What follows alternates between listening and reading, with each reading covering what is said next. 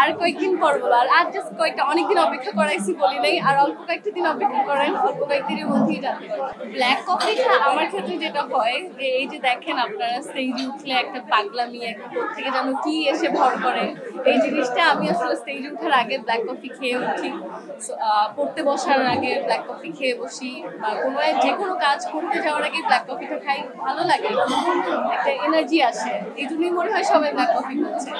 কাজের ব্যস্ততা আলহামদুলিল্লাহ ভালো, গানের কাজ করছি, বরাবর এভরিডেই করছি, নতুন নতুন গানের কাজ চলছে, এক্সপেরিমেন্ট করছি অনেক, নিজেকে নিয়ে নিজেকে ভাঙার চেষ্টা করছি, নতুন ধরন চেষ্টা করছি যেন ভালো কিছু দিতে পারি।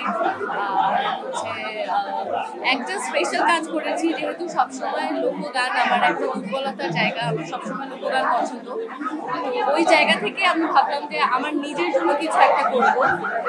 তো ওই নিজের জন্য করার জায়গা থেকে, নিজের ক্ষুধা মেটানোর জায়গা থেকে আমি একটা লাইভ সেশন করেছি, লাইভ গান সিজন 1, যেটার আমি প্রথম গানটা অলরেডি প্রকাশ করেছি। সেখানে সিজন 1-এ আরো 3টে গান আছে, পরপর আরো কিছুদিন পর ইনশাল্লাহ একটা একটা করে ছাড়বো।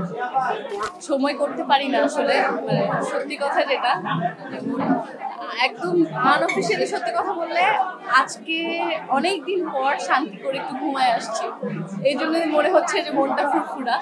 মানে আমাদের সময় বের করা আসলে খুব কঠিন হয়ে যায় আমার, কারণ পড়াশোনায় একটা ভালো সময় দিতে হয়, এরপর গান নিয়ে অনেক ভাবতে হয়, নিজেকে ভাবতে হয়, স্কিল ডেভেলপমেন্টের একটা জায়গা থাকে, আর এর পাশাপাশি হ্যাঁ সংসারে তো অবশ্যই সময় দিতে হয়, ফ্যামিলিকে সময় দিতে হয়, সব কিছু মিলে এর বাইরে অন্য কিছু করার আসলে সময় কঠিন আসলে কোনোটাই মনে হয় না। যখন যেখানে থাকি, মানে আমার চিন্তাধারা একটু ভিন্ন, আমি যখন ক্লাসে থাকি তখন সেখানে যেমন থাকা উচিত সেভাবে থাকি, হ্যাপিলি ওই সময়টা কাটাই। যখন গানের সময় কাটাই, গান তো আমার ভালোবাসার জায়গা, সেটাও মানে আমি যেটা বিশ্বাস করি আর কি, যে আমরা যখন যেই মুহূর্তে থাকি সেই মুহূর্তটাকে উপভোগ করা উচিত, কারণ যেটা চলে গেছে সেটা হিস্ট্রি, যেটা সামনে আছে ওটা রহস্য, আর যেটা বর্তমান সেটা তো বর্তমান। মানে আমরা ইংলিশে কিন্তু বলি প্রেজেন্ট, প্রেজেন্ট মানে আমরা কাউকে গিফট দেওয়ার সময় বলি যে প্রেজেন্ট নিয়ে আসছি, তাকাবো না সামনে, প্রশ্ন করতেছে এখানে। ধরেন আমরা তো প্রেজেন্টকে প্রেজেন্ট যখন আমরা কাউকে গিফট দিই তখনও কিন্তু বলি যে একটা প্রেজেন্ট নিয়ে আসছি, সো এই প্রেজেন্টটা তো আমাদের জন্য একটা গিফট। যখন যেখানে থাকি তখন সেখানে ভালো থাকলেই তো জীবনটা ভালো।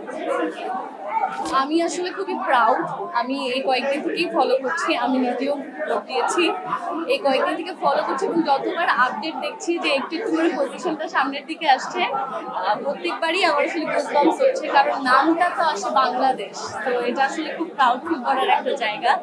এবং আপনারা সবাই এখনো কিন্তু সময় আছে, ভোট করে ফেলেন, কারণ বাংলাদেশকে 1 নম্বরে যদি আমরা নিয়ে আসতে পারি, এইখানে আমার মনে হয় আমাদের নামের, আমাদের দেশের নামের সম্মান থেকে আমরা আরো অন্য জায়গায় নিয়ে গেলাম।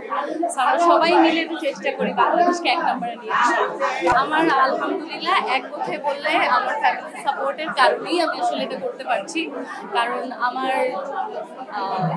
বাসা থেকে শুধু একটা কথাই বলা হয়, তুমি কাজ করো, তোমার আর অন্য কিছু নিয়ে ভাবতে হবে না। সো এটাই তো মনে হয় একটা ব্লেসিং। নতুন আর কয়েকদিন পর বলো, আর জাস্ট কয়েকটা অনেকদিন অপেক্ষা করাইছি বলি নাই, আর অল্প কয়েকটা দিন অপেক্ষা করেন, অল্প কয়েকদিনের মধ্যেই জানতে পারবেন।